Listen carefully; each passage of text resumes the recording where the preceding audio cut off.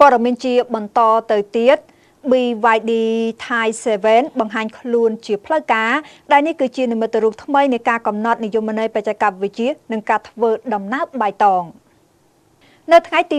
27 ខែមីនាឆ្នាំ2026 រថយន្ត SUV បច្ចេកវិទ្យាទំនើបលំហធំទូលាយស៊េរីថ្មី BYD Thai 7 ត្រូវបានសម្ពោធដាក់លក់ជាផ្លូវការនៅរាជធានីភ្នំពេញប្រទេសកម្ពុជា BYD Thai 7 ជ្រើសរើសកម្ពុជាសម្រាប់សម្ពោធដំបូងគេបង្ហាញពីភាពស្មោះត្រង់របស់ម៉ាកយីហោនៅក្នុងនាមជារថយន្ត SUV យុទ្ធសាស្ត្រថ្មីរបស់ BYD ការជ្រើសរើសកម្ពុជាជាកន្លែងសម្ពោធដំបូងគេ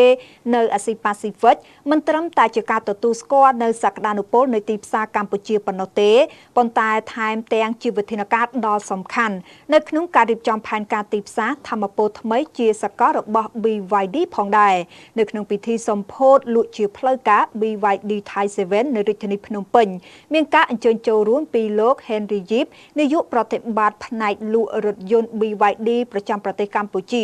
នៃក្រុមហ៊ុន BYD Asia Pacific លោក Chai Li Yang អ្នកគ្រប់គ្រងទូទៅនៃក្រុមហ៊ុនបតសម្ព័ន្ធ Harmony Icon Cambodia និងលោកប៉ានគីមហ៊ូអ្នកគ្រប់គ្រងទីផ្សារជាន់ខ្ពស់នៃក្រុមហ៊ុនរថយន្ត BYD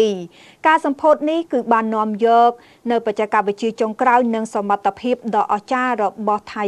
7 មកជូនអតិថិជនកម្ពុជាមុនគេដើម្បីបើកទំព័រថ្មីនៃការធ្វើដំណើរដ៏ឆ្លាតវៃនិងបៃតងការរចនាបែបទំនើបរថយន្ត5កៅអីលំហធំទូលាយបំពាក់គ្រប់មុខងារThai 7 បើកទំព័របទពិសោធន៍ថ្មីនៃការធ្វើដំណើរប្រកបដោយប្រសិទ្ធភាពបំពាក់ដោយបច្ចេកវិទ្យាប្រព័ន្ធ Snow EV3 និងប្រព័ន្ធ Super Hybrid ដែលអាចរត់បានទាំងសាំងនិងអគ្គិសនី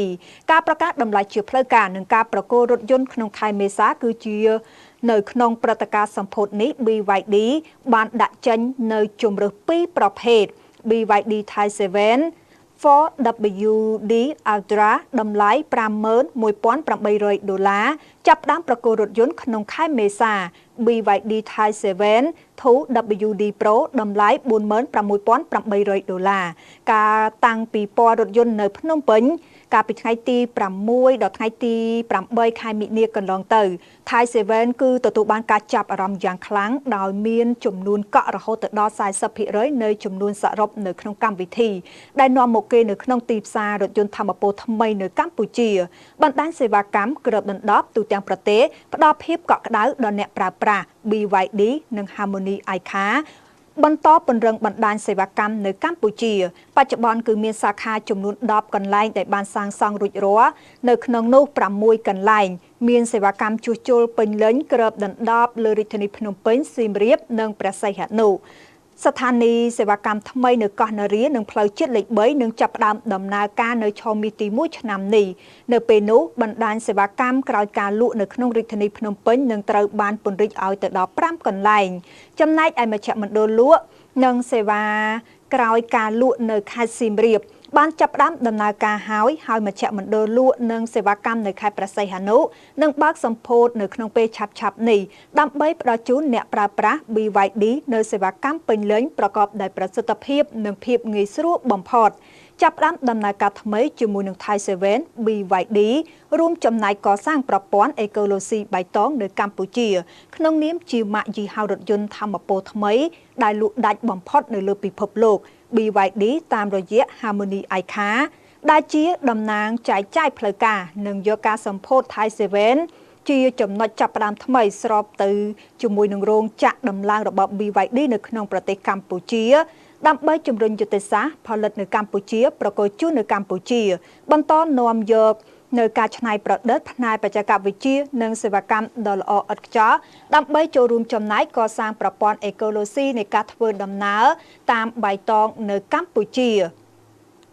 ការសម្ពោធជាលើកដំបូងនៃរថយន្ត BYD Thai 7 នៅកម្ពុជា